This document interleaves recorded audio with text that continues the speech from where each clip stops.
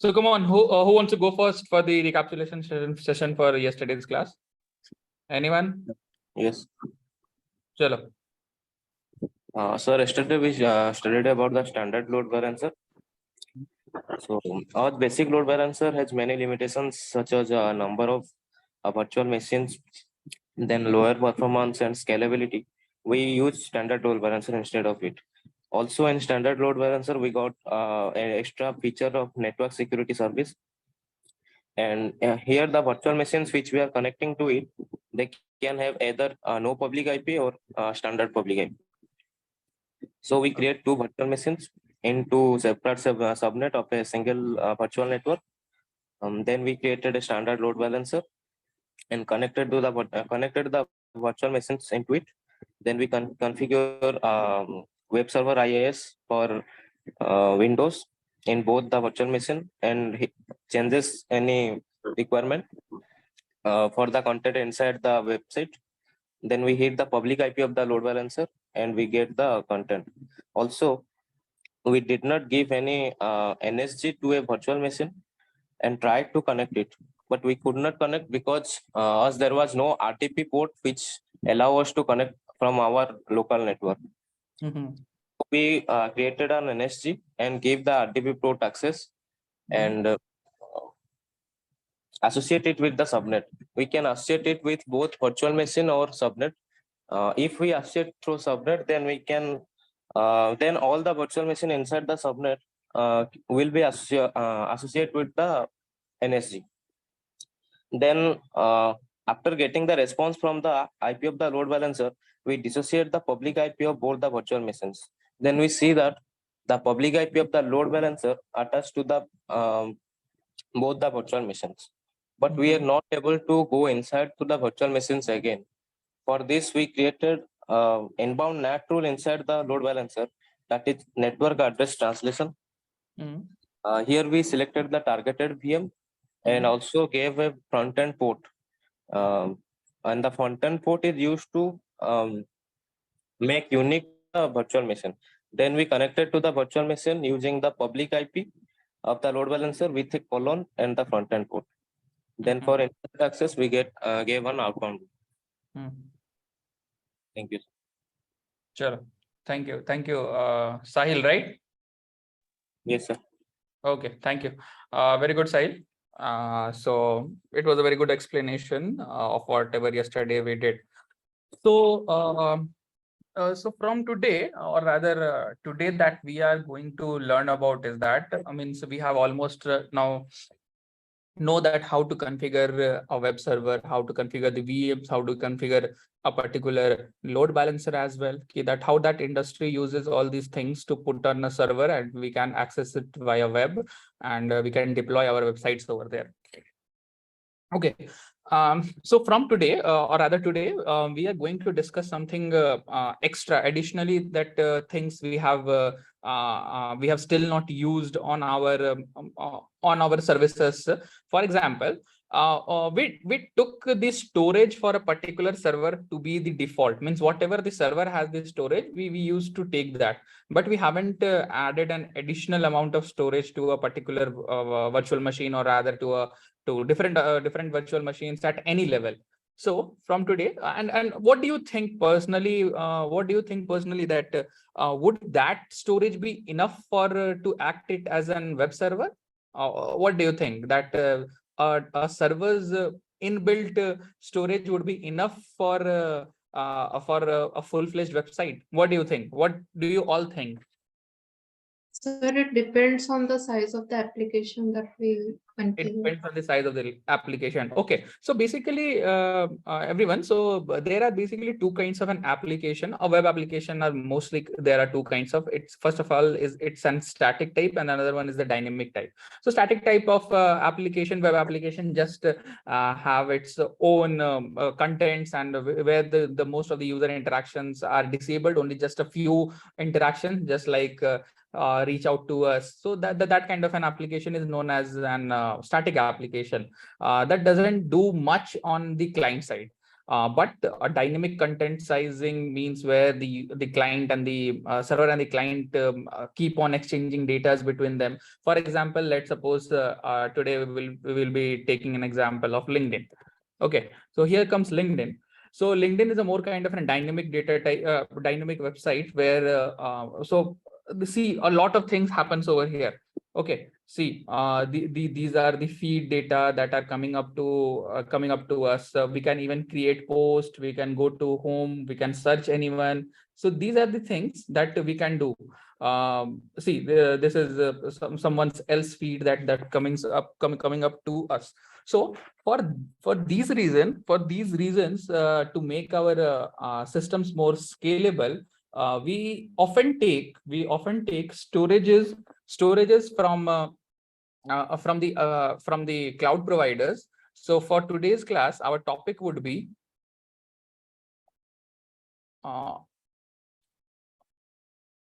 storage account. In AWS, you might have heard about this S3 bucket. Okay, so there we took an additional storage that where we are going to keep our files, where we are going to keep our data. For example, let it be an MP3 data or rather a user data. We will be configuring that as an storage. What do you say? A storage account. This is basically a service that is being provided by Azure to get an additional storage where we can use this storage account or rather whatever things are configured inside it, we can use it inside the VM. So what I'm trying to say today is that, for example, just take it as an example. So these are your VMs. Here comes your load balancer. So everyone hits this load balancer. So these are basically your web servers. Okay, so these web servers generally consist only of the front-end content that we try to do, but inside these VMs, inside these web servers, if suppose it's a more kind of a dynamic kind of application, they might be interacting with some kind of a database. So for on Azure, we configure all these things using the storage account. Okay, so this might be hitting some internal load balancer, and here we would be having our own database. Are you getting my point? Oh, sorry. So these will be our database. Database is something that usually stores some kind of data. See, data can be in any kind. All of you know that data can be in a form of PDF, then it can be form of MP3, MP4, any kind of data .jpg, if suppose it's an image kind. So inside our DB, we can store a multiple kinds of data. So how do we add these database?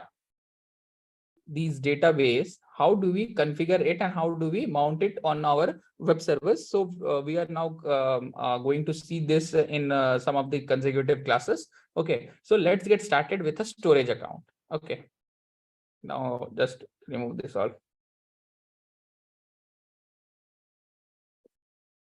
So mostly this is the first time you are hearing about storage accounts and all. So I will be talking a lot about what are its uses, what are its different types of storage accounts. So you have to get to know that what are the different things available in terms of storage account. What kind of storage do we have? What are the different aspects of a particular storage kind? So that you can decide. See, initially when an web application or a mobile application is being configured, so the initial stages, the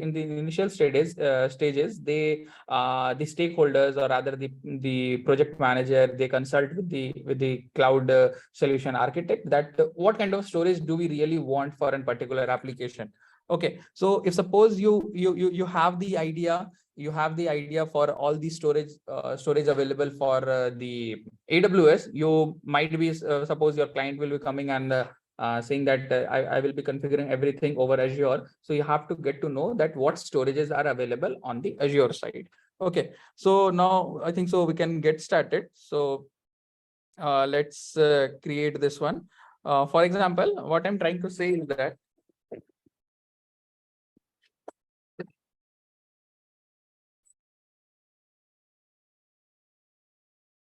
So for acha.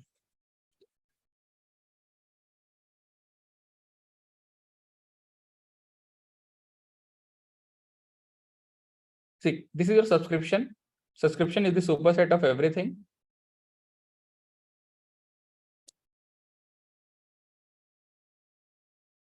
So inside this Azure subscription, you have various other services available. Let it be resource group, let it be load balancers, let it be NSG, let it be individual services that I'm trying to say you about. There are several other n number of resources available inside my subscription. Okay. So out of those, for example, that one would be your virtual machine. Okay, virtual machines. Okay, and we have NSGs, we have resource groups, we have VNets, we have n number of things. So in those services, we even have something called storage account. Storage account. Okay, so we are going to see that what this storage account is there and what are its different kinds of storage account. So this is our subscription, and inside it we will be having our own storage account. Okay, so come on, let's get to our Azure portal and let's see what's there basically for us to configure. Okay, so we go to our Azure portal. So this is the home. Just create a resource group. Inside that resource group, we are going to add a particular storage account. Create. Let the central US.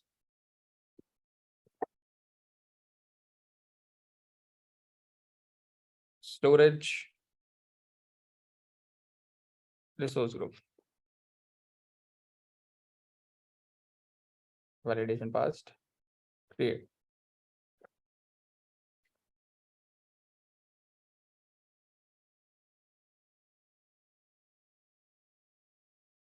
So now our storage resource group is created.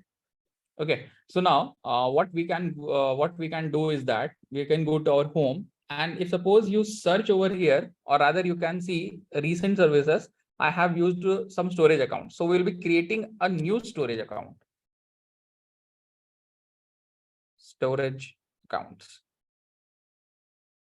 See, just read out the definitions over there that what these things tell us about. Create a storage account to store up to 500 TB of data in the cloud. Use a general purpose storage account to store object data. Use the NoSQL data source, define and use queues for message processing, and set up file shares in the cloud. Use the blob storage account and the hot or cool access tiers to optimize your cost based on how frequently your object data is accessed. See, the problem statement is that first of all, the problem statement is that why do we need storage accounts? So whatever explanations I have given, can anyone just explain in his own terms that why do we exactly need storage account? Anyone who is trying to just understand what I'm trying to say? The basic storage that is given by the virtual machine is not enough, and if we want further storage, we add storage account. Okay, perfect then. So for example, if suppose your VMs are not sufficient enough to hold all the storages, for example, if suppose it's a dynamic kind of web application where a lot of user interaction is going to happen, then our VMs might not handle those requests over there, or rather the storages won't be sufficient enough. So all the cloud service providers, they say that please take up an storage account and just add it to your VMs. So today what we are going to do, we are going to create a storage account and just let's see that what different things are available inside the storage accounts. Okay, so it's a more kind of a theoretical session for you all guys to at least read and learn about the types of storage accounts and what are the different kinds of data type available for a particular storage account. So come on, let's go. Let's go to create button.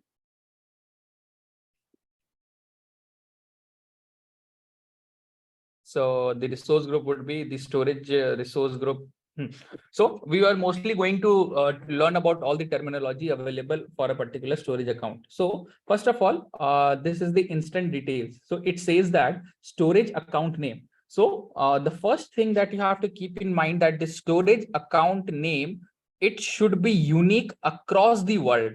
It should be unique across the world. The name must be unique across all existing storage account names in Azure. It must be 3 to 24 characters long and can contain only lowercase letters and numbers.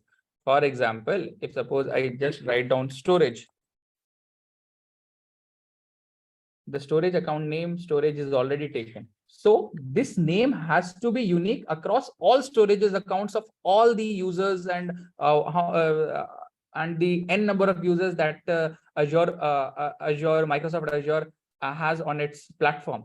So it has to be unique in that way. So we have to find out a name that might be unique and might follow some naming conventions as well. So for example, I'm naming my storage account as my storage for Silicon. See, this didn't throw any error. So my storage for Silicon is unique across all the existing storage accounts names in Azure. Region, again, it would be Central US, deployed to an edge zone. I will be telling more about it in the later classes. Okay, so it will be directly placed in Central US. Performance. Now, I will just talk about the performance, that how this performance is going to act on your servers. So see, if suppose determine whether the performance says, it says that determine whether you want to have a premium performance for blobs, file shares, and page blobs in your storage account. Okay, so we have two kind of performance, standard and premium. Okay, so if suppose you know that you have mostly on your laptops as well, you either have the HDD, all of you must have heard, and someone might be having SSD. Everyone, do you know about SSD and HDD? Yes. Okay. So basically, these hard drives are just, let's suppose, say we can call it as a magnetic disk or whatever. So these comes under standard, and the SSD, it comes under premium. So this SSD stands for anyone? Solid state drive. Solid state drive. And what's the full form of HDD? Hard disk drive. Are you sure? Hard disk drive? Yes, sir. Okay. Chalo. So this HDD and SSD. So which one is expensive? SSD is expensive because it is on an average, it's around 20 times faster than our HDD. So these SSD are basically 20 times faster than our hard disk drive. So if suppose I take an storage account of kind standard, so they might be providing me with the magnetic disk. Okay, but if suppose I choose the premium one, they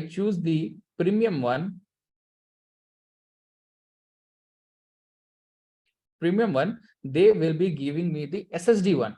Okay, so they will be giving me the SSD drive. So this SSD drives are 20 times faster. It means that okay, so what is the basic operation that we can do on our storage or on our database? जो basic operation होता है वो हम लोग क्या करते हैं? Guys, just be practical and think about it. I want you guys to think about it, what I'm trying to say. अगर एक स्टोरेज है या फिर एक डेटाबेस है, उसमें जो सबसे बेसिक काम होगा वो क्या होगा? Insert or read write. Perfect. या तो हम उस डेटाबेस पे या तो रीड करेंगे या तो राइट करेंगे, ठीक है? And what other task are available, और क्या हम ऑपरेशंस कर सकते हैं? सो बेसिकली अगर एक टर्मिनोलॉजी तुम लोग जानना चाहोगे फ्रॉम डेवलपमेंट पर्सपेक्टिव, तो एक टर्मिनोलॉजी होते हैं, हम लोग बोलते हैं CRUD ऑपरेशन. कोई सुना है क्या इसके बारे में? Yes, sir. Yes, sir. P stands for Create. create, read, Read, update, Update. delete. update. Sorry, update and delete. It might be a new terminology for some of you guys, but this CRUD operation is basically what we do on our databases. It's create, read, update and delete. So एक database पे either हम कुछ नया चीज entry कर सकते हैं, या फिर existing data को read कर सकते हैं, या फिर एक existing data को update कर सकते हैं, या फिर existing data को हम delete कर सकते हैं. So this is the basic task that we perform on our database. ठीक है. इसके अलावा और हम लोग और शायद हम लोग कुछ करते हैं. एक पैच करके होता है, वो भी same kind of an update ही होता है, आई गेस. ठीक है. So this CRUD operation is basically the things that we perform on our database. ठीक है. तो जो अगर SSD मेरा फास्टर है, तो इससे मेरे को रीड एंड राइट भी फास्ट हो जाएगा.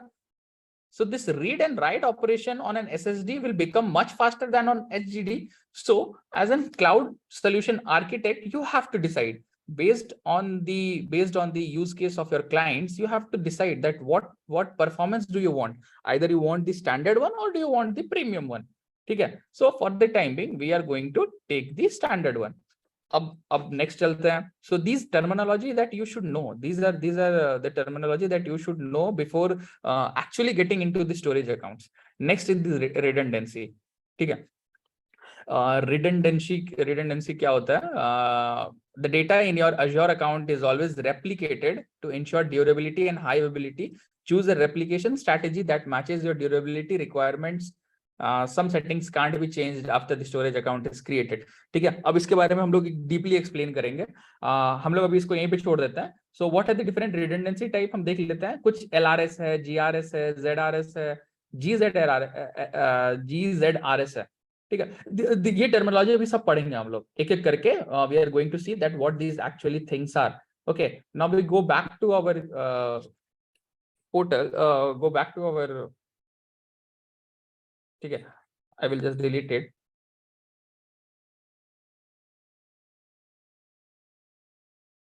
पहले हम पता करते हैं ना कि what are the different kinds of storage accounts available है हमारे पास. What are the different kinds of storage accounts available for us? Okay, तो हमारे पास जो storage account types है ना, वो हमारे दो storage account types होते हैं. ठीक है. एक होता है general purpose.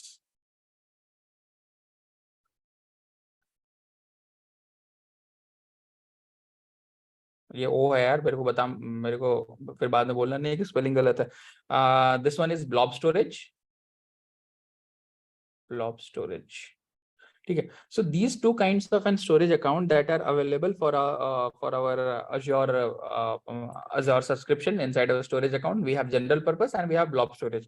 So again, this general purpose is again categorized into version 1, or rather we can take it as V1 and then V2. Okay. अब then ये V1 और V2 के अंदर हमारे have different kinds of an जो storing criteria होता है, वहाँ पे different kinds of होते हैं. For example, blob storage. Then we have file service.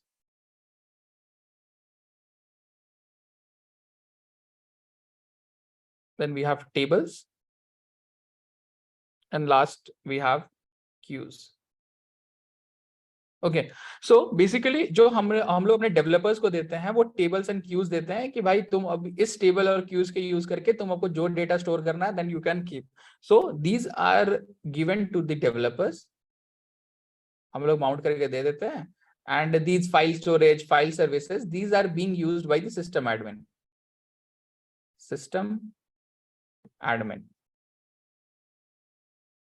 ठीक है. अब ये ब्लॉब स्टोरेज में, अब ये ब्लॉब स्टोरेज के डिफरेंट टाइप्स होते हैं. ठीक है. तो बेसिकली हमारा दो टाइप होता है, एक जनरल पर्पस होता है, एक ब्लॉब स्टोरेज होता है. If suppose you want to know the exact definition, तो ये जनरल पर्पस में जनरल पर्पस V2 और general purpose V1 are almost same. just I am telling you the definition of first general purpose V1. General purpose V1 storage जो होता है ना, these are predecessor to the V2. V2 are the latest version. ठीक है. And offer the similar functionality as of V2. they lack some of the newer features and performance improvements introduced in general purpose V2 accounts. ठीक है, और general purpose V2 accounts क्या होता है? This is the most common type and provide a balance between performance and feature. They support all Azure storage services including blob storage, file storage, queue storage and table storage. ठीक है, and ये जो है हमें additional features भी provide करते हैं, जैसे टियरिंग क्या होता है, स्नैपशॉट्स क्या होता है, अजोर फाइल सिंक क्या होता है, ये सब हम लोग पढ़ेंगे अभी थोड़ी देर में। तो ये V2 वर्जन है, just an successor of our V1 version. V1 में हमारे कुछ फीचर्स अवेलेबल नहीं है, वो तुम लोग चेक कर लेना अपने ऑफिशियल डॉक्यूमेंटेशन पे, but V2 consist all the latest features and ये हमें अच्छे परफॉर्मेंस प्रोवाइड करते हैं। ठीक है, next we are going to talk about our blob storage. देखो, blob storage accounts are optimized. These blob storage are optimized and they and are capable of storing massive amounts of unstructured data. ठीक है, अगर तुम्हारे पास कुछ unstructured form में data है, कोई object data है तुम्हारे पास, बहुत ही बड़े लेवल पे डॉक्यूमेंट्स है, इमेजेस है, वीडियोस है, लॉग्स है, ठीक है, तो ये सब तुम्हारे ब्लॉब स्टोरेज के अंदर रहता है। ठीक है, and they are cost effective, थोड़े मतलब कॉस्ट इफेक्टिव रहते हैं in terms of the size of an data that you are going to use inside your storage account. ठीक है, और ये 3 टीयर्स में अवेलेबल होता है, वो टीयर्स के बारे में भी बाद में बात करेंगे। ठीक है, and based on our structuring of our data we can use a particular thing, you can use our particular blob storage for an based on the use case. ठीक है, उसके बारे में और भी पढ़ेंगे। So this is your type of an storage account. General purpose होता है, फिर blob storage होता है। General purpose are further categorized into V1, V2. इसके अंदर अगेन ये blob storage वाला ही सब कुछ फीचर्स अवेलेबल है, but this comes under general purpose. ठीक है, तो लेट्स मूव फॉरवर्ड। अब हम लोग कहाँ पे रुके थे अपने पोर्टल पे? ठीक है, हमने परफॉर्मेंस स्टैंडर्ड ले लिया है, ये रिडंडेंसी। ठीक है, ये जो रिडंडेंसी होता है ना, ये जो ब्लॉब स्टोरेज होता है ये, और अगर हम लोग फर्दर कैटेगराइज करें टाइप्स पे, तो ये these are based on the categorization of replication, और इसको तुम रेप्लिकेशन की जगह बोल सकते हो रिडंडेंसी। ठीक है, ये ब्लॉब स्टोरेज का फर्दर कैटेगराइजेशन होता है रेप्लिकेशन या रिडंडेंसी टाइप। ठीक है, ये होता क्या है, इसका डेफिनेशन क्या होता है, अभी इसके बारे में बात करेंगे। ठीक है, और मोस्टली दीज स्टोरेज अकाउंट्स को ये रेप्लिकेशन टाइप या रिडंडेंसी टाइप से मतलब में ये एक बेसिक से चीज हिट करना चाहिए कि हम अपने स्टोरेज को कितना सिक्योर रख सकते हैं, और कितना हाईली अवेलेबल रख सकते हैं। दैट रेप्लिकेशन रिडंडेंसी मतलब कि कुछ समझो कि अगर हम लोग बोलते हैं कि नहीं this code is too much redundant, code redundancy बहुत ज्यादा है, मतलब कि हमने बहुत ज्यादा रेपिटेटिव कोड लिखा हुआ है वहां पे। तो in the same way storage में भी हमारा रेप्लिकेशन टाइप और रिडंडेंसी टाइप का मतलब यही होता है कि हमारा स्टोरेज कितने कॉपीज में है कि वो हाईली अवेलेबल है। फॉर एग्जांपल, अगर कोई एक स्टोरेज अगर बंद भी हो गया या फिर अनअवेलेबल रहा पर्टिकुलर डेटा सेंटर पे, तो हम लोग उसको इजिली और दूसरी जगह से कैश इन कर सकते हैं।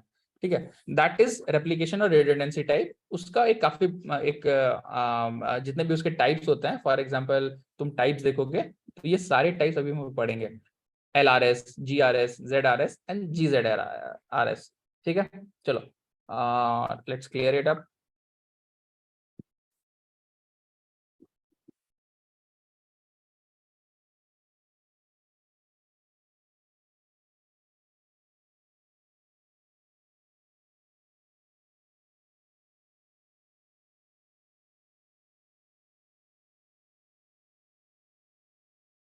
So storage account. Now we are going to today read the next about our redundancy type. ठीक है, तो कितने redundancy types थे वो भी पहले देख लेते हैं। Let's delete this one as well. Give me a minute.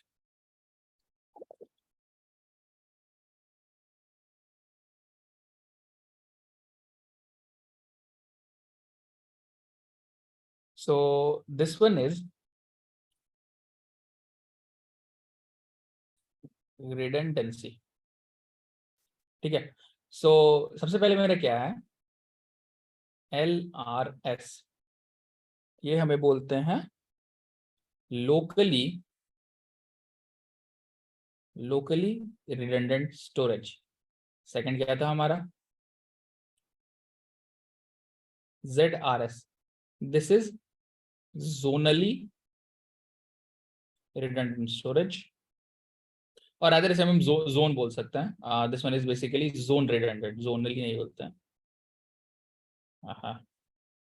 This one is locally, this one is zone.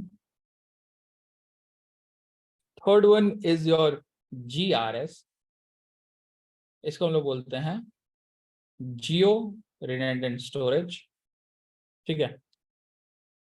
Fourth होता है, बहुत सारे काइंड्स होता है, हम लोग एटलीस्ट 6 काइंड तो पढ़ेंगे. RA GRS, this is RA stands for read access geo redundant storage. Fifth one is GZRS, इसे हम बोलते हैं geo zone redundant storage. And last एक हमारा एक और होता है, एक और अगर कैटेगराइजेशन करना चाहते हो तो then we can move on with read access GZRS. ठीक है, इसमें हमें रीड एक्सेस मिलता है.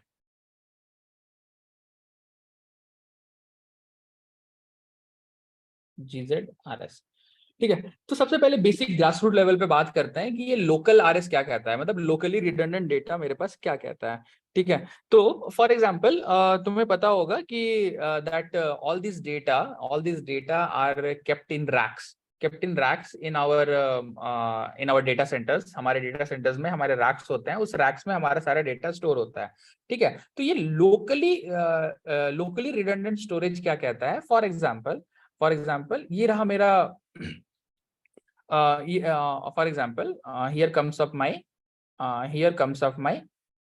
अगर ये मेरा एक रैक है, हमारे रैक में फॉर एग्जांपल तीन रैक्स बने हुए हैं. If suppose we want to access data for, अगर लोकली रिडंडेंट स्टोरेज का मतलब ये हुआ कि हमारा जो डेटा रहेगा ना बस वो लोकली अवेलेबल रहेगा, मतलब सिर्फ एक जगह अवेलेबल रहेगा. तो इसका मतलब ये क्या होगा कि अगर हमारे एक रीजन में अगर सिर्फ एक ही डेटा स्टोर्ड है, एक ही जगह पे डेटा स्टोर्ड है, तो और अगर किसी दिन ये रीजन काम करना बंद कर दिया, देन हमारे पास डेटा एक्सेस करने का और कोई दूसरा तरीका ही नहीं बचा. Because we have only just one storage account for a particular, we have just an redundant storage as locally. So हमारे पास सिर्फ एक कॉपी वहां पे बचा हुआ है. ठीक है, तो हमें LRS का मतलब ये होता है locally redundant storage replicates or rather duplicates your data within a single storage account. एक ही जगह पे एक ही स्टोरेज अकाउंट में एक सिंगल रीजन पे तुम्हारा वो डेटा रहता है. ठीक है, ये लेकिन कॉस्ट इफेक्टिव होता है, थोड़ा चीप होता है. लेकिन इफ सपोज अगर किसी दिन अगर डेटा सेंटर लेवल फेलियर हो गया, देन तुम्हें वो डेटा एक्सेस करने वो नहीं मिलेगा, then it will lead to your data failures. ठीक है, तो अगर तुम LRS के बारे में जानना चाहोगे तो LRS is basically LRS replicates our data within a single storage account in a single region. एक रीजन में वो सिर्फ एक जगह रखेगा. It provides cost effective replication option with 3 copies of your data. मैंने 3 रैक बनाया, तो इसमें 3 कॉपी है अपने एक सिंगल रीजन पे रख के रखा है. अगर पहला रैक अगर फेल कर गया तो दूसरे रैक से लाएगा, दूसरा रैक फेल कर गया तो तीसरे रैक में लाया. अब वो तीसरे रीजन पे और वो उस रीजन पे और हमारा दूसरा रैक है ही नहीं, देन हमें वो डेटा फेलियर्स पे चला जाएगा. If suppose we want to get our data on the region where there is data failure, तो हमें वो नहीं मिलेगा. ठीक है, LRS offers high durability within a single region but does not protect against data center level failures. अगर data centre किसी दिन डाउन हो गया, then we won't be able to access our data over there, क्योंकि हमने सिर्फ locally इसे cash in करके रखा हुआ है अपने एक रीजन में. चलो ठीक है, ये मैप के थ्रू हम लोग और समझेंगे कि ये लोकल से जोनल करने में क्या होता है, जोनल से जियो करने में क्या होगा.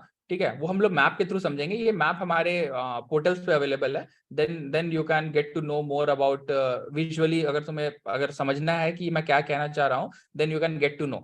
तो फॉर एग्जांपल अगर मैंने सेंट्रल यूएस के रीजन पे अगर ये बनाया है, देन इस सेंट्रल यूएस रीजन में सिर्फ एक जगह रखेगा। Are you getting my point? अगर मैंने लोकली आरएस करके रखा है, लोकली रिडंडेंट स्टोरेज करके रखा है, then it will be kept in 3 racks in my own single region, that is whatever region that I have chosen. For the time being, it's central US, right? चलो अब आगे बढ़ते हैं। Next we are going to zone redundant storage. ठीक है, zone redundant storage में क्या होता है? Zone redundant storage replicates your data synchronously across multiple availability zones with in a single region. ठीक है, तो एक रीजन पे मान लो हमारे पास 2 अवेबिलिटी जोन है, तो ये क्या करेगा? एक हमारा ये रीजन है, अगर मान लो यहाँ पे एक अवेबिलिटी जोन है और यहाँ पे एक अवेबिलिटी जोन है, तो एक डेटा यहाँ भी रखेगा ये 3 रैक में, एंड सेम ये यहाँ भी रखेगा। ठीक है, तो अगर किसी दिन इस अवेबिलिटी जोन का डेटा अगर फेल कर गया, देन हमें इस अवेबिलिटी जोन से हमें डेटा मिल सकता है, क्योंकि हमने इसे जोन रिडंडेंट बनाया है। ठीक है, तो जोन रिडंडेंट का मतलब ये होता है, zone redundant storage replicates our data synchronously across multiple availability zones with in a single region. एक रीजन के मल्टीपल अवेबिलिटी जोन्स पे ये डेटा उठा के रख देता है। ये अगेन हमें हायर ड्यूरेबिलिटी, देखो ड्यूरेबल तो एलआरएस भी है, लेकिन एलआरएस से कुछ ज्यादा ड्यूरेबल जेडआरएस है, लेकिन कॉस्टली फिर ज्यादा हो जाएगा। Ensuring that its durability is more than the LRS and ensuring that data is replicated to multiple physical separate location within the same region। ठीक है, ये ZRS हमें बेटर प्रोटेक्शन प्रोवाइड करते हैं अगेंस्ट द लोकलाइज्ड फेलियर। अगर मान लो एक zone का फेल भी कर गया तो हमें जोन 2 से मिल सकता है। So this is basically your ZRS। अब हम चलते हैं, क्या है ये? जियो रिडंडेंट स्टोरेज। तो जियो रिडंडेंट स्टोरेज में पहले होता क्या ये समझ लेते हैं। Geo redundant storage provides data replication to a paired region which is typically 100 of miles away from the primary region. It asynchronously replicates your data to a secondary region, offering a higher level of data durability and availability. In case of a regional failure, you can fail over to the secondary region to access your data. तो ये जो जियो redundant storage से क्या कहता है? अभी तो हमने सिंगल रीजन पे बस एक सिंगल रीजन पे बस 3 रैक्स पे कॉपी करके रखा, ये हमारा LRS हो गया, दिस वन इज LRS। अब हमने क्या किया? एक रीजन के 2 अवेबिलिटी जोन पे हमने डेटा रख दिया, इसे हम कह दिया ZRS। अब ये क्या बोल रहा है जियो रिडंडेंट स्टोरेज? ये बोल रहा है कि हम जो है आपके एक रीजन पे तो रखेंगे, and that would be my primary region. ठीक है, अब यहाँ पे मल्टीपल जोन्स होंगे। ठीक है, तुम्हारे डेटा यहाँ पे रिडंडेंट रहेंगे। ठीक है, और एक और रीजन पे हम तुम्हारा बना देंगे, तुम्हारे डेटा को रेप्लिकेट करके रखेंगे। That would be very far, very far. एक हमारा एक और रीजन होगा, वहां भी हमारे डेटा अवेलेबल रहेंगे। ठीक है, तो अगर किसी दिन ये पूरा रीजन डाउन हो जाता है, for some region, suppose the region is down, then we can go for the secondary region. ठीक है, तो हमारे सेकेंडरी रीजन पे अभी भी डेटा है अवेलेबल, तो हम यहाँ से सेकेंडरी रीजन से यहाँ से डेटा उठा लेंगे। ठीक है, आ रहा है समझ में कि Yes, sir. Yes, हम डेटा को कितने लेवल तक सेफ रख सकते हैं, ये हमें रिडंडेंसी से पता चलता है। तो कल के डेट में अगर इंटरव्यू पे अगर तुम लोग बोलते हो कि that I know more about storage accounts, तो वो तुम्हें पूछेंगे कि how many redundancy types are available in an Azure storage account. तो तुम एटलीस्ट अगर 3-4 उसे समझा दोगे ना, 3-4 समझाने में अगर तुमने LRS समझा दिए, ZRS समझा दिए, GRS समझा दिए, तो दे विल बी इम्प्रेस्ड कि at least you know about that what are the different scenarios that we are going to handle for a particular storage accounts. It depends on the storage type, it depends on the data type that we are trying to handle. ठीक है, अब देखो, अब सबसे lower level पे LRS था, अब उसके ऊपर हमने ZRS बनाया। अब ZRS में बोला कि भाई अब तुम्हारा रीजन ही फेल कर जाएगा तो तुम क्या करोगे, तो हमने जियो RS पे गया कि हम जियो रिडंडेंट स्टोरेज बनाएंगे, मतलब ये प्राइमरी रीजन पे तो हमारा रहेगा, सेंट्रल यूएस पे तो रहेगा ही, लेकिन तुम किसी और रीजन पे भी एक हमारा डेटा स्टोर करके रखो, and that would be very very far away from my primary region. तो जब भी हम लोग डेटा मांगेंगे तो वो प्राइमरी रीजन उठा के हमें दे देगा, लेकिन अगर किसी कारणवश फॉर सम रीजन अगर प्राइमरी रीजन भी अगर फेल कर गया तो हमें सेकेंडरी रीजन उठा के डेटा हमें दे सकता है। ठीक है, अब हम चलते हैं, एक रीड एक्सेस जियो रीजन होता है, ये क्या करता है ना, इसके बारे में पहले थोड़ा डेफिनेशन पढ़ लेते हैं। Read access geo redundant storage provides the same level of data replication as GRS, but with an additional capability. In addition to data replication, it allows read-only access to the replicated data in secondary region, enabling you to perform read operation even if the primary region is unavailable. ठीक है, तो पहले इसके बारे में समझते हैं। देखो, जियो आरएस में कहा गया कि आप प्राइमरी रीजन से हमेशा डेटा लेते रहो, हम सेकेंडरी रीजन पे डेटा रखेंगे, बट आपको एक्सेस नहीं देंगे अनटिल एंड अनलेस ये फेल कर जाए। ठीक है, तो अब हमारा जो किसी ने उंगली उठाया होगा कि भाई तुम तो ये मुझे एक्सेस करने नहीं दे रहे हो, बस तुम तो ये अपने पास पड़े रहने दे रहे हो। ठीक है, तो किसी ने बोला होगा कि that we may have to introduce a new kind of redundant storage. हमने बोला कि हमें इस सेकेंडरी रीजन का कम से कम अगर प्राइमरी रीजन मेरा अब भी है तो हमें सेकेंडरी रीजन का कम से कम रीड एक्सेस तो दो। हम क्यों वेट करें कि ये फेल हो रहा है, ये फेल होने पे तभी तुम मुझे एक्सेस दोगे यहाँ पे। तो इन लोगों ने क्या किया, हम इधर बताते हैं। फॉर एग्जाम्पल, ये मेरा प्राइमरी रीजन है, PR stand for primary region और SR stand for secondary region. ठीक है, तो हमें इस सेकेंडरी रीजन का उसने अगर PR अवेलेबल है, नॉन अवेलेबल है, अनअवेलेबल है, इससे मेरे को कोई फर्क नहीं पड़ता, हमें इस सेकेंडरी रीजन का रीड एक्सेस हमेशा मिला हुआ है, रीड एक्सेस। तो किसी ने कुछ बोला होगा या फिर कुछ एक नया यूज केस आया होगा कि you are already keeping my data in my secondary region and you are charging me money for it, so why don't I use this secondary region for some of the operations. For example, अगर किसी user का read access आ रहा है और अगर किसी user का already right access चल रहा है हमारे प्राइमरी रीजन पे, तो हम प्राइमरी रीजन को ज्यादा हिंडर नहीं करते, हम यूजर को अगर रीड एक्सेस है तो हम इस रीड एक्सेस को हम ये सेकेंडरी रीजन से दे सकते हैं, क्योंकि अरे भाई हमारा ऑलरेडी डेटा तो स्टोरेज अकाउंट ये सेकेंडरी रीजन पे पड़ा हुआ है ना, तो उसे कभी यूज करना है नहीं करना है वो हमें यूज करने ही नहीं दे रहा था GRS पे। वो बोल रहा था जब ये फेल करेगा तब हमें सेकेंडरी रीजन का डेटा उठा के हम तुम्हें दे देंगे। तो फिर सब लोग ने बोला होगा कि at least to give me the read access so that I can redirect my all the read access to your secondary region. भले ही कितना टाइम लगा, हम हो सकता है वो टाइम को मिनिमाइज भी कर सके, बट रीड एक्सेस हमें यहाँ से दे दो। चलो, बहुत हो गया, ये थ्योरी हो गया, हम लोग इसके डॉक्यूमेंटेशन पे भी जाएंगे अभी। अब हमारा आता है GZRS। ठीक है, GZRS के बारे में बस सुन लो। Geo zone redundant storage is an enhanced replication option introduced to Azure blob storage.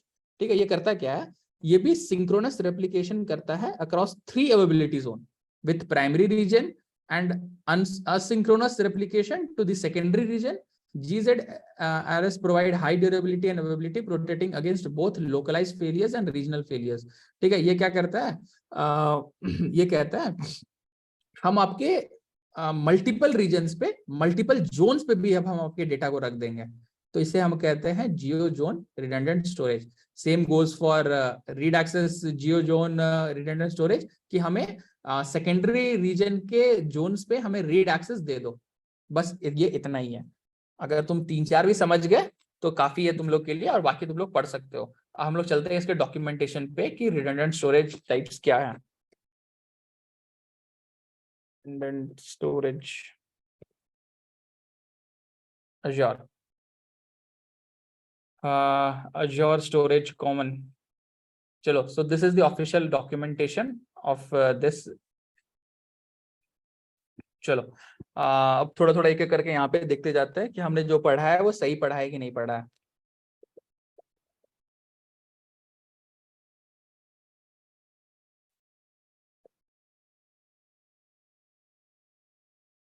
तो कीप ऑन रीडिंग दिस, मैं बताते जाता हूँ।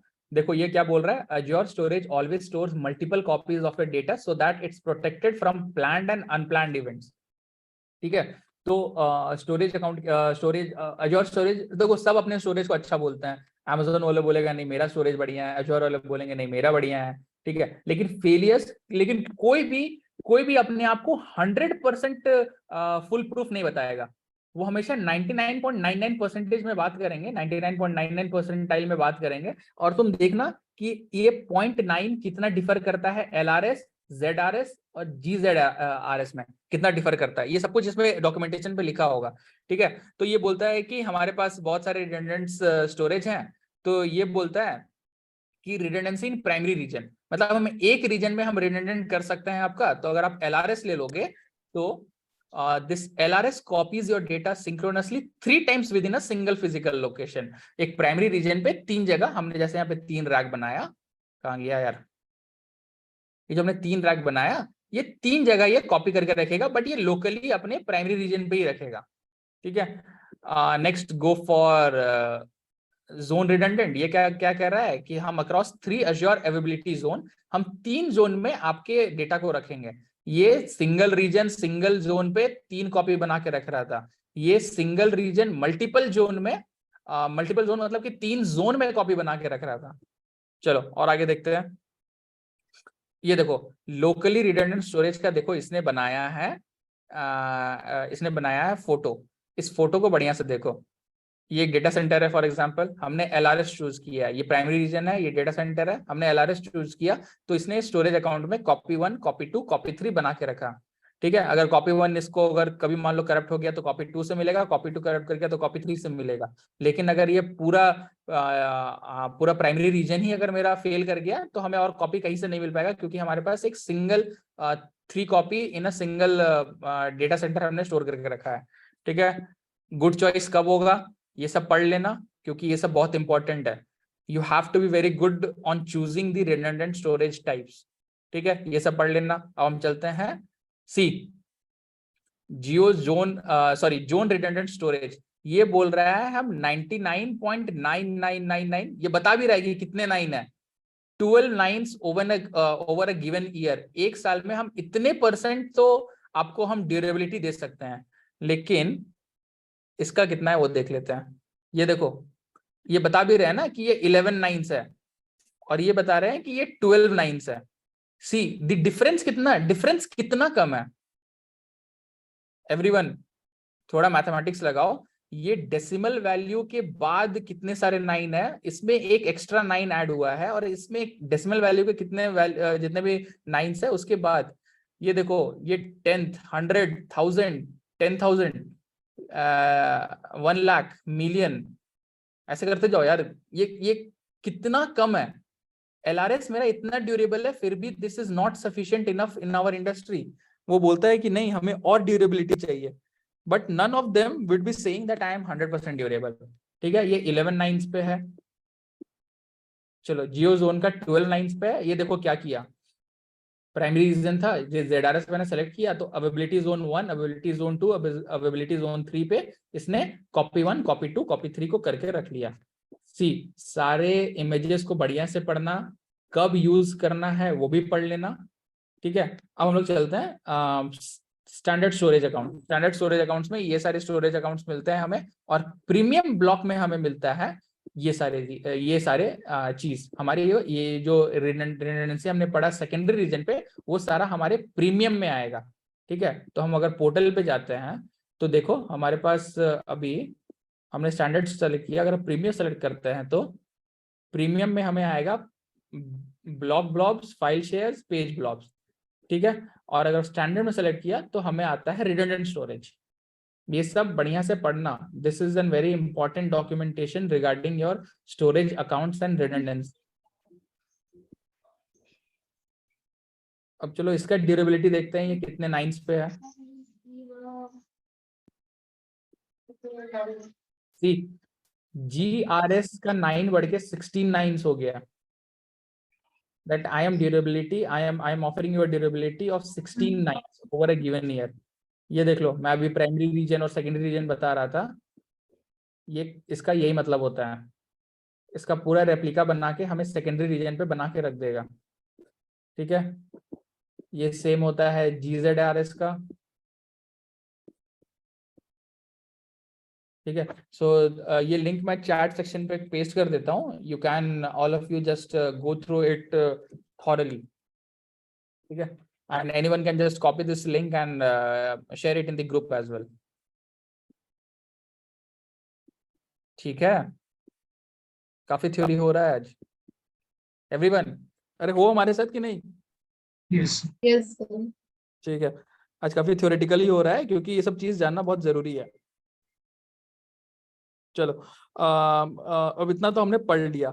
अब हम क्या करते हैं, अब हम लोग डॉक्यूमेंटेशन पे भी चले गए हैं, हम सब कुछ कर लिया, तो अब हम चलते हैं अपने पोर्टल पे। चलो यार, पोर्टल पे बहुत कुछ काम नहीं किया हम लोग ने, चलो पोर्टल पे काम करते हैं। तो चलो अब हम तो स्टैंडर्ड लेके चलेंगे क्योंकि हमारा तो फ्री अकाउंट है, अब हमें इतना कुछ ज्यादा ऑफर भी नहीं करेगा, तो हम इनिशियली LRS लेके चलते हैं। ठीक है, बेसिक्स क्लियर है एवरीवन? बेसिक्स क्लियर है? इस पेज में कुछ दिक्कत है कुछ समझने में? एनीवन? No, sir. रीजन मैंने सेंट्रल यूएस पे ये किया है, स्टैंडर्ड परफॉर्मेंस है, और रिडंडेंसी लोकल ही है, बस ये लोकल 3 कॉपी बना के रखेगा। नेक्स्ट पे चलते हैं। चलो नेक्स्ट पे भी तुम्हें कुछ बताना पड़ेगा? नहीं नहीं नहीं नहीं नहीं नहीं, हाँ तुम्हें यहाँ पे मेरे को बताना था हॉट ये एक्सेस टीयर। एक्सेस टीयर क्या कहता है जिसको बाद में बताते हैं, थोड़ी देर बाद बताते हैं। चलो नेक्स्ट नेटवर्किंग चलते हैं। ठीक है, अब देखो जब भी हमारा एक स्टोरेज अकाउंट बनता है ना, तो स्टोरेज अकाउंट बनता है तो हम बोल सकते हैं कि उस स्टोरेज अकाउंट पे कोई भी पब्लिक एक्सेस कर सकता है, मतलब स्टोरेज अकाउंट के उस डेटा पे कोई भी पब्लिकली एक्सेस कर सकता है। तो हम इसे अभी पब्लिकली एक्सेसिबल करवा भी सकते हैं अगर वो मेरा एक पब्लिकली एक्सेसिबल डेटा हुआ तो। इफ सपोज हमारा कुछ डेटा R&D डेटा है, रिसर्च एंड डेवलपमेंट डेटा है, या फिर वेरी क्या बोलते हैं केस सेंसिटिव डेटा है, it's an data that shouldn't be out in the public, तो हमें यहाँ पे डिसेबल करके चलना पड़ेगा। But for the timing we will be enabling public access from all the networks. ठीक है, this it should be as it is. Go to networking, next data protection. ये समझ में आ गया ना? ये नेटवर्क एक्सेस मतलब कि enable public access from all networks, हम किसी भी नेटवर्क से हमारे स्टोरेज अकाउंट पे एक्सेस कर सकते हैं। चलो डेटा प्रोटेक्शन। ठीक है, हम अपने डेटा को प्रोटेक्ट कैसे कर सकते हैं? ठीक है, ये हमारा ये चीज बताता है। हमारे पास सबसे इंपॉर्टेंट इसमें से होता है सॉफ्ट डिलीट। ठीक है, ये सॉफ्ट डिलीट क्या होता है मैं तुम्हें बताता हूँ। इसको डिलीट कर दो ना, इसको हटा दो। सब समझ गए ना? कैटेगराइजेशन समझ गए ना सब लोग? Yes. अरे Yes, sir. ठीक है, चलो रिडंडेंसी हो गया। सॉफ्ट डिलीट के बारे में पहले कभी कोई सुने थे क्या? ये हमारे आईटी में मतलब डेवलपर्स भी यूज करते हैं सॉफ्ट डिलीट, हार्ड डिलीट। ठीक है, अरे जैसे हमारा अभी अज्योर भी मांगता नहीं है फोर्स डिलीट करके। ठीक है, तो देखो अगर तुम्हारा स्टोरेज अकाउंट में कुछ डेटा है, तुम डेटा को प्रोटेक्ट कैसे कर सकते हो? फॉर एग्जाम्पल अगर मान लो किसी बंदा कोई एक डेवऑप्स इंजीनियर आया, वो हो सके वो इंटर्न हो सकता है बाई मिस्टेकली किसी सीनियर डेवलपर से भी एक डेटा डिलीट हो गया।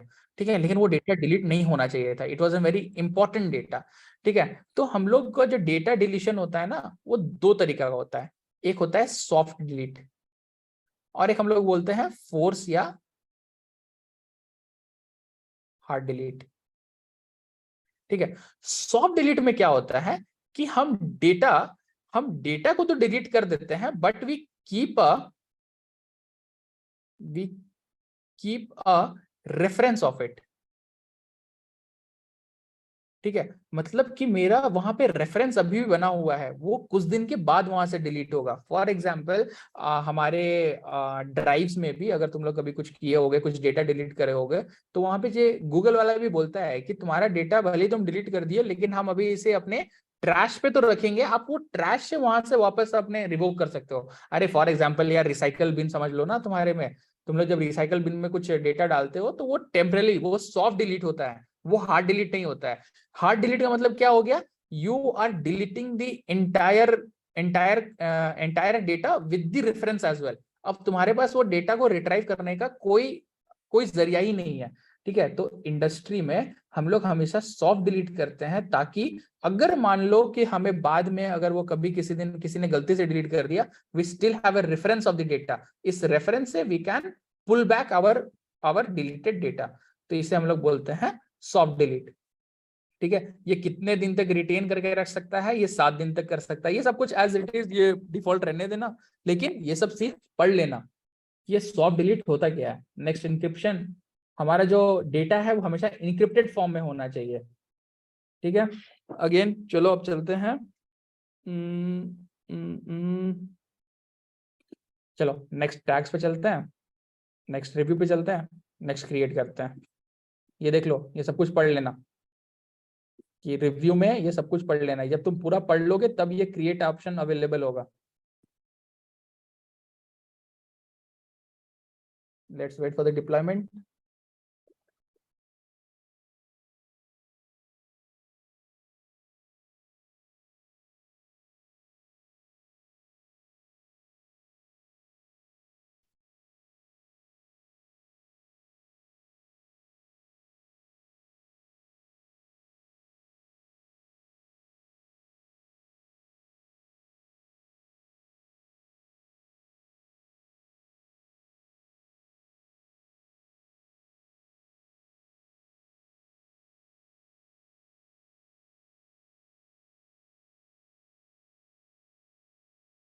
बेसिक लोड बैलेंसर के क्लास में जो शायद वीडियो अपलोड हुआ होगा, उसमें मैं एक क्वेश्चन के बारे एक क्वेश्चन के बारे में बात कर रहा हूँ कि 100 वर्जन है अवेलेबल एक एप्लीकेशन का। वो वीडियो कोई देखा क्या? मतलब तुम लोग कोई वीडियो में वो देखे क्या?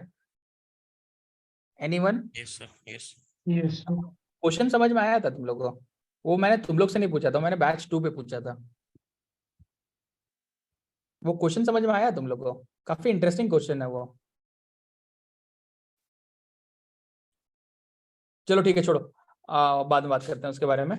ठीक है, तो अब हमारा स्टोरेज अकाउंट तो क्रिएट हो गया है। हम अगर ओवरव्यू पे चले, तो देखो हमारा लोकेशन ये है, हमारा रिसोर्स ग्रुप ये है, सब्सक्रिप्शन ये रहा, everything would be over here कि हम लोग क्या क्या हमारे स्टोरेज अकाउंट पे होने वाला है। ठीक है, अब डेटा स्टोरेज, ये तो स्टोरेज अकाउंट है। अब इसमें डेटा स्टोर करने के लिए हमारे पास क्या क्या ऑप्शंस अवेलेबल है? कंटेनर्स अवेलेबल हैं, फाइल शेयर्स हैं, क्यूज है, टेबल है। ठीक है, तो हम कंटेनर्स पे चलते हैं। हम लोग कंटेनर्स में हमारे अपने डेटा को स्टोर करके रखते हैं। ठीक है, अच्छा एक और चीज मैं बताना भूल गया, यहाँ पे तुम लोग देख रहे होगे ओपन इन एक्सप्लोरर। ठीक है, तो एक एप्लीकेशन होता है, एक एप्लीकेशन सपोज एनीवन नोज, एक एप्लीकेशन होता है that is known as storage explorer. Storage explorer, ठीक है, ये शायद हम लोग नेक्स्ट क्लास में पढ़ेंगे स्टोरेज एक्सप्लोरर के बारे में। तो ये भी जो स्टोरेज अकाउंट तुम यहाँ पढ़ रहे हो ना, अगर तुम ये स्टोरेज एक्सप्लोरर एप्लीकेशन में अपने पोर्टल को ऐड कर दोगे, अपने अकाउंट को ऐड कर दोगे, तो what ever data in your storage account ना, ये copy, कोई अनम्यूट हो यार, अंशुमन यू आर अनम्यूट। चलो ठीक है, क्या मैं बोल रहा था यार, स्टोरेज अकाउंट ना, स्टोरेज एक्सप्लोरर। अरे ठीक है, कोई बात नहीं यार। ठीक है, स्टोरेज एक्सप्लोरर एक एप्लीकेशन होता है। तो हम इस अगर हम पोर्टल पे अगर लॉगिन नहीं भी करना चाहते हैं, we can use our storage explorer, और जो भी हमारे इस स्टोरेज अकाउंट पे जो भी कंटेनर्स बने होंगे या फिर जो भी डेटा अपलोड होंगे ना, वो हम अपने पास देख सकते हैं। अपने उस, एक समझ लो एक बेसिक सा एप्लीकेशन है, जैसे जीमेल हम लोग यहाँ से भी देख सकते हैं ना, हम अपने वेबसाइट से भी देख सकते हैं, और अदर हम अपने मोबाइल एप्लीकेशन से भी देख सकते हैं। सो this is just an explorer. अगर हम क्लिक करें, ये देखो ये बता रहा है you can download azure storage explorer if you don't have any yet. ठीक है, अगर हम इधर जाएं, ठीक है, ऑपरेटिंग सिस्टम सेलेक्ट कर लेना जो भी चाहिए तुमको, और ये तुम्हें वो डाउनलोड करके दे देगा। तो देखो अगर स्क्रीनशॉट में देखोगे, अच्छा छोड़ो इसके बारे में तो पढ़ना ही है हमें नेक्स्ट क्लास में, तो और बताएंगे कि माई स्टोरेज एक्सप्लोरर या स्टोरेज एक्सप्लोरर होता क्या है। ठीक है, तो हम चलते हैं कंटेनर्स पे। हम एक कंटेनर क्रिएट करते हैं और इसमें डेटा डालते हैं। ठीक है, अभी हमारे पास कंटेनर है नहीं, तो हम एक कंटेनर बनाएंगे। हम कंटेनर बोलेंगे माई कंटेनर। ठीक है, और हमें हम इसे ना एक्सेस कुछ देंगे नहीं, हम इसे बोलेंगे ना कि इसे कोई भी एक्सेस नहीं कर सकता, ये प्राइवेट है, ये कोई भी एक्सेस नहीं कर सकता है, ये बस मेरे पास रहना चाहिए। तो हम क्रिएट करेंगे।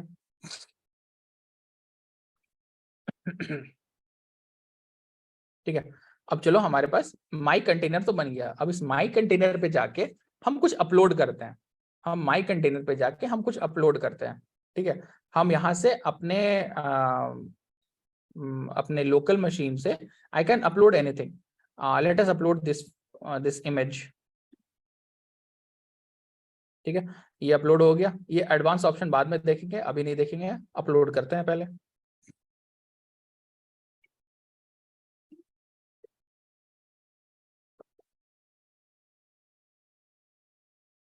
चलो अपलोड तो हो गया है, यहाँ पे कुछ एक इमेज अपलोड हो गया है।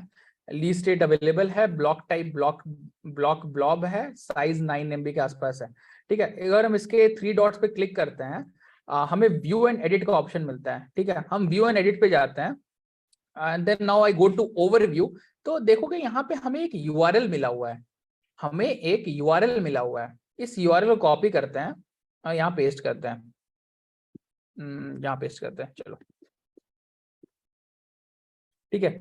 https my storage for silicon dot blob dot core dot windows dot net my container, और ये कुछ कुछ कंटेंट है, .png कंटेंट है। ठीक है, अब इसे एक्सेस करने के लिए देखते हैं। देखो ये कंटेंट तो वही है ना जो मैंने अभी अपलोड किया था, 15 DB जो भी था .png। ठीक है, अब अगर मेरे को इसे यूआरएल मिला हुआ है, अगर मेरे को इसको एक एंड पॉइंट मिला हुआ है, then I should be able to access it. अब मैं एक्सेस करता हूँ, एक्सेस कर रहा हूं तो ये लिख रहा है the XML file does not appear to have any style information associated. ये मेरे को एक्सेस करने नहीं दिया। ठीक है, I am sending you the URL for a particular thing that I just uploaded and just let me know कि क्या ये वहां पे दिख रहा है, तुम लोग को कुछ दिख रहा है, या फिर जो मेरे को दिख रहा है वो तुम लोग को दिख रहा है। चलो जल्दी हिट करो यार, बताओ। एरर आ रहा है ना? ठीक है, कोई बता सकते हो ये एरर क्यों आया? पब्लिक एक्सेस नहीं थी कंटेनर प्राइवेट रखे। चलो, हमने कंटेनर को, जो कंटेनर बनाया ना, हमें उसे एक्सेस हमने सिर्फ प्राइवेट को दिया, मतलब कि उसमें कोई भी एक्सेस नहीं कर सकता है। ठीक है, तो अब हम इसे एक्सेस लेवल को चेंज करते हैं और हम बोलते हैं ना कंटेनर पे कोई भी आके हिट करे, मेरे को जो भी डेटा है उसे दिखा देना। ठीक है, ये देखो क्या बोल रहा है, can be read by anonymous request. तुम लोग एक अनोनिमस यूजर हो मेरे लिए। ठीक है, तो तुम लोग अब उस चीज को देख सकते हो। मैं जैसे ही ओके करता हूँ, वेट फॉर इट, चलो एक्सेस लेवल चेंज हो गया and just try to rehit it. अब देखो तो वहां पे क्या आ रहा है,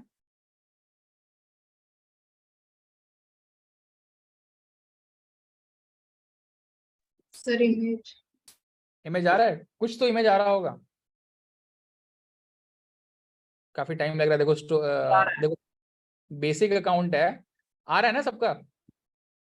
यस स्पाइडरमैन, हाँ हाँ स्पाइडरमैन यस यार। सर। ठीक है, चलो अब देखो ये my storage for silicon dot blob dot core dot web net, ये इसने खुद बना के दे दिया कि भाई ये तुम्हारा जो कंटेंट्स अवेलेबल है ना, ये देखो मैं अपलोड करके तुम्हें दे देता हूँ। इसका एक वेबसाइट, इसका एक यूआरएल भी है। ठीक है, हम लोग चलते हैं कोई एक जनरल वेबसाइट पे। फॉर एग्जाम्पल हम चलते हैं सिलिकन के वेबसाइट पे चलते हैं। ठीक है, ये सिलिकन का ईआरपी पोर्टल है, सबका तो होगा ही। अरे सबका है ना? यस ठीक है, चलो अब हम यहाँ पे देखते हैं कि यहाँ पे कुछ इमेजेस आ रहे हैं। ठीक है, अब कुछ इमेजेस आ रहे हैं, हम कॉपी इमेज एड्रेस करते हैं यहाँ से and I paste it over here. अगर हम पेस्ट करें तो हम यहाँ पे देख रहे हैं इससे भी एक यूआरएल मिला हुआ है fdafc.jpg। ठीक है, अगर हम इसे हिट करें तो हमें वो इमेज मिल जा रहा है, करेक्ट? यस ठीक है, तो इसने भी तो कहीं किसी अकाउंट स्टोरेज पे जाके अपलोड किया होगा, तब जाके इसे अब अभी फॉर द टाइम बिंग हमें जो ये मिला है that is my storage info something something my storage silicon dot blob. हम इसे रीनेम भी कर सकते हैं। हम इसे रीनेम करके हम अपने particular domain name, for example silicon का जो ERP.silicon है, हम इसके साथ मैप कर सकते हैं अगर हमारे पास ये डोमेन नेम रहा तो। So this is how they are inserting images के लिए जो उन्हें ब्लॉक जो मिलता है, जो यूआरएल्स मिलता है, they provide it in this way. ये एक एग्जांपल हो सकता है कि ये अज्योर में होस्टेड ही ना हो, ये हो सकता है AWS का होस्टेड हो, या हो सकता है ये इनके लोकली अपने वेब VMs में ही स्टोर्ड हो। ठीक है, ऐसा हो सकता है, लेकिन जनरली होता कैसे है वो मैं तुम लोग को अभी बताया यूजिंग कि मैंने ये अपलोड किया और ये अब तुम लोग पब्लिकली एक्सेसिबल कर सकते हो। इजी, समझ में आया? Yes.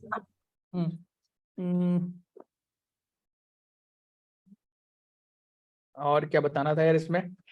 चलो एक काम करते हैं, कुछ और अपलोड करते हैं, कुछ एक एडिटेबल फाइल हम अपलोड करते हैं। चलो मैं अपना एक कोड फाइल अपलोड करता हूँ, ठीक है? मैं अपना कोड फाइल एक और अपलोड करता हूँ।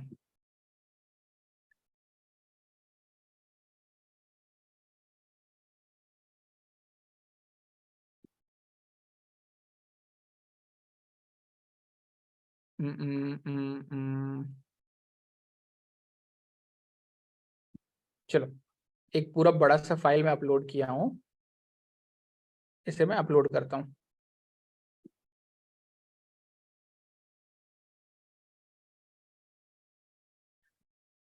इसके आईपी को हिट करो, तो मैं इसके यूआरएल को हिट करो, सॉरी, इसके यूआरएल को हिट करो और देखो कि कंटेंट दिख रहा है कि नहीं दिख रहा है।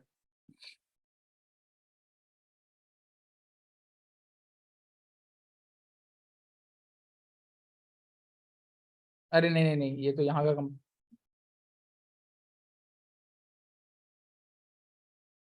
लग रहा है वो कॉपी नहीं हुआ। 1 मिनट,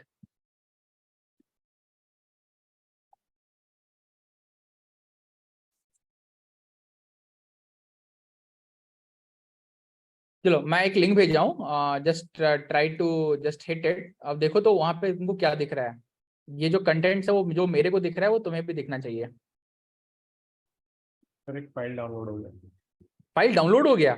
हाँ ये वाला। अच्छा Yes. फाइल, अच्छा अब मतलब कि कुछ फाइल है और ये जो कंटेंट मेरे यहाँ पे दिख रहा है वो कंटेंट तुम्हें भी दिख रहा होगा कुछ। यस सर, वो नोटपैड में ओपन करने से सेम कंटेंट है। ठीक है, चलो ठीक है। तो अब देखो, अब मैंने यहाँ पे फाइल भी, मतलब एक डॉट स्विफ्ट फाइल, मेरा जो कोडिंग लैंग्वेज है इट्स स्विफ्ट। तो देखो मैंने एक स्विफ्ट फाइल यहाँ पे अपलोड किया तो इसने मेरे को दिखा दिया, और इसने मेरे को मैं जब एडिट ऑप्शन पे गया, पहले ओवरव्यू चलता है, ओवरव्यू पे गया तो मैं देखा कि अच्छा ये सब चीज अवेलेबल है, इसका ये यूआरएल है, इसके पास कुछ वर्जन अवेलेबल नहीं है क्योंकि ये तो पहला ही वर्जन मैंने अपलोड किया है। एक स्नैपशॉट करके कुछ चीज होता है वो बाद में देखेंगे, एडिट करने का चीज भी हम लोग देखते हैं अभी। ठीक है, तो सबसे पहले मैं तुम्हें बताना चाहता हूँ, 1 मिनट, गो टू प्रॉपर्टीज। ठीक है, हम प्रॉपर्टीज पे गए, एक काम करते हैं, अब इसे एडिट करते हैं। ठीक है, इसे एडिट करते हैं, created by Nitish Kumar on ये इन Azure सेशन। ठीक है, इसे मैंने एडिट कर दिया, अब इसे सेव कर देते हैं। सॉरी, सेव ऑप्शन यहाँ पे है, मैं इसे सेव कर देता हूँ। अब देखो तो जो मैंने यूआरएल भेजा था उसमें वो रिफ्लेक्ट कर रहा है कि नहीं कर रहा है?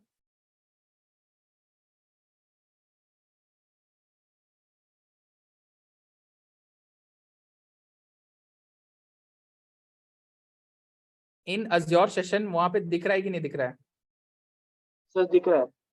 ठीक है, तो देखो अब यहाँ पे कोई भी मैं चेंजेस कर रहा हूं, अगर मैं यहाँ से कुछ चेंजेस कर रहा हूं तो वो तुम्हारे उस यूआरएल पे भी रिफ्लेक्ट कर रहा है। Means whatever changes we do to our present URL endpoint storage data, वो चीज वहां भी दिख रहा है।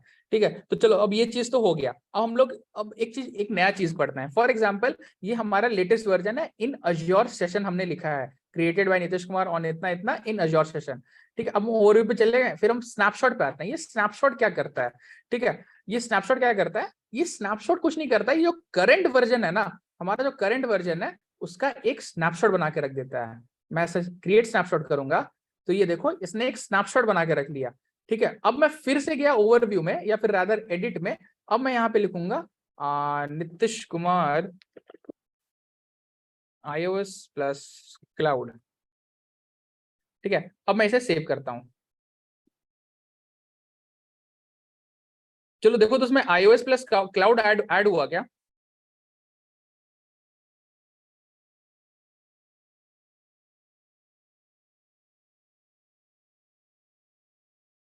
अच्छा, ये डायरेक्ट डाउनलोड हो जा रहा है यार। देखो यहाँ Yes, पे sir. iOS प्लस क्लाउड यहाँ पे ऐड हो गया है, दिख रहा है सब लोग को? ये iOS प्लस क्लाउड ऐड हो गया है। ठीक है, अब मैंने स्नैपशॉट बनाया है। स्नैपशॉट का मतलब क्या होता है ना, ये हर एक इंडिविजुअल वर्जन का, हमने जैसे ही वो एडिट किया था जो पहला वर्जन था, हमने उसे स्नैपशॉट बना के रख लिया। मतलब कि मैंने उसे एक वर्जन बना के अपने पास एक लोकली स्टोर कर लिया। ठीक है, तो फॉर एग्जांपल ये एक जनरल ट्रेंड होता है। स्नैपशॉट का मतलब क्या होता है, मैं वो तुम्हें बताता हूँ। स्नैपशॉट का मतलब कुछ नहीं होता है, बस वो snapshot is a read only point in time copy of a blob file or disk. It captures the state of the data at the time of the snapshot is created, allowing you to preserve and access previous versions of data. Snapshots are useful for backup, disaster recovery, and auditing purposes. They are stored separately from the original data, and any changes made to the original data after taking the snapshot won't affect the snapshot. ठीक है, तो अगर for the time being, अगर मैंने जब upload track image का जो snapshot लिया था, उस टाइम पे जब मैंने स्नैपशॉट लिया तो उस करंट वर्जन का बस एक कॉपी बना के अपने पास रख लेता है। अगर कल के डेट में अगर हमें इस वर्जन का जरूरत पड़ गया फॉर अ पर्टिकुलर फाइल, तो हम आके यहाँ पे इस अपने स्नैपशॉट्स लिस्ट पे देख सकते हैं कि किस स्नैपशॉट लिस्ट में क्या था। फॉर एग्जांपल हमें nth स्नैपशॉट का यूज पड़ गया। फॉर एग्जांपल अभी मान लो कि ये हमें iOS प्लस क्लाउड वहां पे यूज नहीं करना था, हमें इसका जो प्रीवियस वर्जन था हमें वो यूज करना था, तो हमें इसे चेक मार्क करेंगे और इसे प्रमोट करेंगे। और जैसे मैं इसे प्रमोट कर दूंगा, अब मैं वापस अपने फाइल पे आऊंगा, और वापस से मैं अपने फाइल पे आऊंगा तो यहाँ पे वो iOS प्लस क्लाउड हट गया रहेगा, क्रिएटेड बाय नीतीश कुमार सिर्फ रह गया। अब ये क्यों हटा? ये हटा इसलिए क्योंकि जब मैंने इस पॉइंट पे इसका स्नैपशॉट लिया था तो मैं बोला कि भाई तू प्रमोट हो जा टू दी ओरिजिनल वर्जन। तो ये ओरिजिनल वर्जन पे प्रमोट हो गया और iOS प्लस क्लाउड पे ये यहाँ पे iOS प्लस क्लाउड को हटा दिया। That is the beauty of snapshot. It keeps an copy of the current version of the data available. It helps in storage. जब भी हमारा फेलियर्स हो जाता है, सिस्टम फेलियर्स होता है या फिर कुछ हमें किसी ने कभी कुछ डिलीट कर दिया, then we can just directly restore it using snapshotting it. ठीक है, चलो अब अगला एक चीज पढ़ते हैं। अभी देखोगे, go to overview section, that I can delete this particular file. मैं इसे क्लिक करता हूं और ये देखो ये मेरा फाइल है। I can delete it. I have the delete options available. ठीक है, तो अगर मान लो you have multiple users over your account, multiple users मतलब कि multiple developers काम कर रहे हैं, और हो सकता है कि तुम्हें एक पर्टिकुलर फाइल है यहाँ पे, एक मान लो वो ये है, कुछ पब्लिक कीज अवेलेबल है उसमें या फिर कुछ पासवर्ड सेव्ड है, तो तुम्हें वो फाइल को कभी किसी को अलाउ ही नहीं करना है कि वो डिलीट कर सके। ठीक है, तो उसके लिए तुम क्या कर सकते हो? उसके लिए तुम एक एक्वायर लीज करके कंसेप्ट आता है, तुम ये चीज कर सकते हो। ठीक है, ये कहता क्या है? ठीक है, ये कहता क्या है, ये देखो, successfully acquired lease on the following blobs. While the lease is active, you must include the lead ID with any request to write to the blob or to renew, change or release the lease. ठीक है, अब मैं इस upload track image के overview पे जाता हूं। अब तुम देखोगे हमारा जो डिलीट है ना, जो डिलीट फंक्शनैलिटी है वो यहां से हट गया है। So and see I can not even edit it, तो एडिट तो हट ही गया है, डिलीट भी हट गया है। So no user can hamper और no developers on the portal can hamper this particular file. ठीक है, तो और जैसे हम इसे ब्रेक रिलीज कर देंगे, तो हमारे पास सारे ऑप्शंस फिर से रिलोड हो जाएंगे। See I can delete it, I can edit it, see now I can edit it, see अब मैं इसे एडिट कर सकता हूँ। तो ये लीजिंग का कंसेप्ट है। So it's a very good important thing to know if suppose you want to get to know about the actual definition. Lease is a mechanism that allows exclusive write access to a blob or a file in Azure storage. By acquiring a lease, we can prevent other clients from modifying the leased blob. ठीक है, easy explanation, काफी easy है। ठीक है, अब हम एक काम करते हैं, एक और फाइल अपलोड करते हैं। हमने अभी तक एडवांस्ड फीचर के बारे में कुछ पढ़ा ही नहीं है। कैंसिल करते हैं, ओके, अपलोड, give me.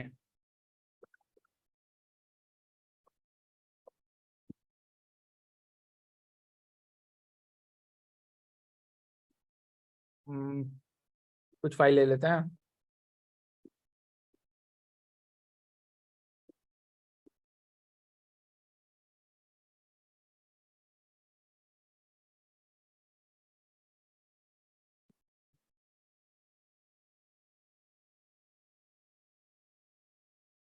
भाई कुछ अवेलेबल ही नहीं है क्या? चलो स्क्रीनशॉट ले लेते हैं, ठीक है। ठीक है, अब तो मेरे पास अपलोड ऑप्शंस अवेलेबल हो गया। हमारे पास कुछ एडवांस्ड फीचर्स अवेलेबल हैं for a particular blob that we are going to upload to a particular thing. ठीक है, तो सबसे पहले ब्लॉब टाइप है। अभी ब्लॉब टाइप का नहीं पढ़ेंगे, पहले हम लोग पढ़ेंगे एक्सेस टियर। ठीक है, एक्सेस टियर क्या होता है? ठीक है, ये 3 एक्सेस टियर है, हॉट, कूल, कोल्ड, आर्काइव। ठीक है, ये हॉट, कूल, कोल्ड, आर्काइव क्या कहता है? फॉर एग्जाम्पल, अगर तुम्हारा ये डेटा बहुत ही ज्यादा एक्सेसिबल है, मतलब यूजर इसे बहुत बार एक्सेस करने वाले हैं फॉर शोइंग इट, मतलब तुम अपने वेबसाइट में डालने वाले हो, तो हो सकता है कि इसे बार बार यूज करना पड़ेगा। तो हम लोग इसे बोलते हैं तुम हॉट टियर में रहो, कि you will be easily accessible and you can be easily be re return over the public IP और ओवर द पब्लिक यूआरएल। या हो सकता है एक डेवलपर यहाँ भी आके इसके ऊपर बहुत सारा चीज मॉडिफिकेशन कर सकता है। So we will be hot access tier. अब हमारा तो एक कूल एक्सेस टियर, मतलब हम लोग उसको बहुत ही रेयरली यूज करने वाले हैं। ठीक है, बहुत ही रेयरली यूज करने वाले हैं उस डेटा को, उसको हम लोग रखते हैं हम लोग कूल एक्सेस टियर में। और एक होता है आर्काइव। ठीक है, आर्काइव देखो, कूल का मैं एग्जांपल देता हूँ। देखो for example in some of your research industry, for example जैसे मान लो कि अभी हमारा कोविड केसेस आए, जब कोविड आया, तो हमारे बहुत सारे पुराने रिसर्च के डेटा को लिया गया कि रिसर्च के हमारे पहले में कभी ऐसा कुछ वायरस आया था क्या हमारे में पहले कभी ऐसा कुछ हुआ था क्या? अगर ऐसा हुआ था तो what was the trend, what was the drugs given? तो वो सब डेटा हम लोग डेली यूज नहीं करते हैं। ठीक है, वो सब हमारा कोल्ड टियर या आर्काइव टियर में चला जाएगा। आर्काइव मतलब तो हम उसे आर्काइव करना मतलब तुम लोग सब समझते ही होगे। कोल्ड टियर या कूल टियर में मतलब क्या होता है कि they won't be accessible very ऑफनली। ठीक है, वो हम लोग उसे एक्सेस करेंगे, रेयरली एक्सेस करने वाले हैं। फॉर एग्जांपल जो मैंने बताया R&D का डेटा होता है, वो डिपेंड करता है कि हम उसे कैसे एक्सेस करने वाले हैं। ठीक है, अब ब्लॉब टाइप। ठीक है, अब ब्लॉब टाइप क्या होता है? ठीक है, Azure Blob Storage supports 3 blob types: block blobs, page blobs, and append blobs. Once a blob has been created, it cannot be its type cannot be changed. ठीक है, हमें चेंज भी नहीं करना है, लेकिन पता तो होना चाहिए कि ये ब्लॉब टाइप्स होते क्या है। ठीक है, तो ब्लॉब टाइप्स क्या कहता है? ब्लॉब टाइप्स कहता है कि हम आपके डेटा को इन ब्लॉक्स आपके पास रखेंगे। ठीक है, इन ब्लॉक्स रखेंगे और उस पर ब्लॉक का साइज हमारा 4 MB है। ठीक है, तो blobs are designed to store large amount of text और बाइनरी डेटा। ठीक है, सच एज डॉक्यूमेंट्स, इमेजेस और videos. They are optimized for sequential access and are divided into individual blocks that can be uploaded or downloaded independently. Blobs are commonly used for scenarios where data is abundant or modified over the time as they support efficient block level operations. ठीक है, तो ये block level blob क्या कह रहा है कि हम आपके डेटा को इन मल्टीपल ब्लॉक्स अपने पास रखेंगे, इन मल्टीपल ब्लॉक्स। ठीक है। और उस ब्लॉक अगर मान लो हो सकता है कि ऐसे ऐसे अपने ब्लॉक्स में ये स्टोर करके रखेगा, और उस ब्लॉक साइज का कुछ एक पर्टिकुलर साइज होगा, फॉर एग्जांपल इट्स 4 MB, ठीक है। तो हम लोग हो सकता है इसको इंक्रीज कर सकते हैं। तो इन जनरली हमारे जितने भी बाइनरी डेटा होते हैं और टेक्स्ट डेटा होते हैं, फॉर एग्जांपल PDF हो गए, .mp3 हो गया, वीडियो हो गया, इमेजेस हो गया, तो वो सब हम अपने ब्लॉक साइज में हम लोग इन अ ब्लॉक हम इसे स्टोर करके रखते हैं। What is my other type? Other type है मेरा पेज ब्लॉब। पेज ब्लॉब देखो कब सुटेबल होता है, ये सुन लो। Page blobs are optimized for random read and write operations, making them suitable for scenarios that require frequent read write operations like virtual machine. Virtual machine का जो disc होता है ना, वो पेज ब्लॉब में, तो इंटरनली जब हम लोग वर्चुअल मशीन क्रिएट करते हैं तो उसका स्टोरेज अकाउंट का जो ब्लॉब टाइप होता है that is page blob. Page blob are divided into fixed size pages, तो वो पेजेस में डिवाइडेड होकर रहता है, ठीक है। अब हमारा लास्ट बच्चा अपेंड ब्लॉब्स। देखो अपेंड ब्लॉब्स क्या होता है ना, हमारा कोई भी डेटा रहा, अगर कोई भी डेटा रहा उसके लास्ट में अगर हम कुछ अपेंड करते हैं ना, तो उसे बोलते हैं हम लोग अपेंड ब्लॉब्स। फॉर एग्जांपल एक बेसिक से एग्जांपल देते हैं, हम लोग जब डेवलपमेंट करते हैं तो हमें लॉग फाइल्स की बहुत ज्यादा जरूरत पड़ती है। लॉग फाइल्स कहता है क्या है कि हमें पता चले कि कब क्या हुआ एक एप्लीकेशन में। अगर मान लो इस अज्योर पोर्टल पे अगर हम इस पे क्लिक कर रहे हैं ना, तो हो सकता है कि अज्योर के डेवलपर्स ने यहाँ पे एक लॉग लगा के रखा है कि यूजर ने यहाँ पे टैप किया है, यूजर ने माइक्रोसॉफ्ट अज्योर पे अभी टैप किया, या यूजर ने यहाँ पे टैप बार पे, या फिर हमें इसे हैमबर्गर मेनू बोलते हैं, इस हैमबर्गर मेनू पे किसी ने टैप किया है। अब इस हैमबर्गर मेनू में क्या हुआ, या फिर हो सकता है कि किसी की API कॉल गई होगी, या फिर कुछ डाउनलोड हो रहा होगा। तो उस लॉग फाइल्स को हमेशा अपेंड ब्लॉब में रखते हैं, ठीक है, ताकि ये लॉग फाइल्स हमारे डेवलपर्स देख सके कि एग्जैक्टली हो क्या रहा है बैकएंड में। फॉर एग्जांपल अगर इंस्टाग्राम में तुम लोग पोस्ट भी लाइक कर रहे होगे ना, तो वहां पे एक लॉगर लगा होगा, बैकएंड पे एक लॉगर लगा होगा कि यूजर ने अभी ये पोस्ट को लाइक किया, ठीक है। अगर वो लाइक सक्सेसफुल हुआ, अनसक्सेसफुल हुआ, क्या हुआ, सक्सेसफुल हुआ या फेलियर हुआ, वो लॉग में वो उनके डेवलपर्स बैठ के देखते रहते हैं। तो ये जो भी होता है ये हमारे एक पर्टिकुलर डेटा के लास्ट में अपेंड होता है जाके, इसलिए इसे बोलते हैं अपेंड ब्लॉब।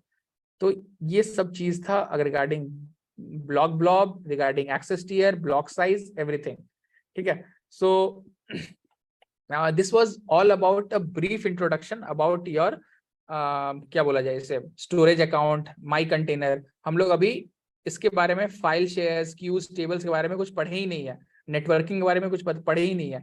अभी हमने बस बेसिक ऑफ स्टोरेज अकाउंट पढ़ा है, ठीक है।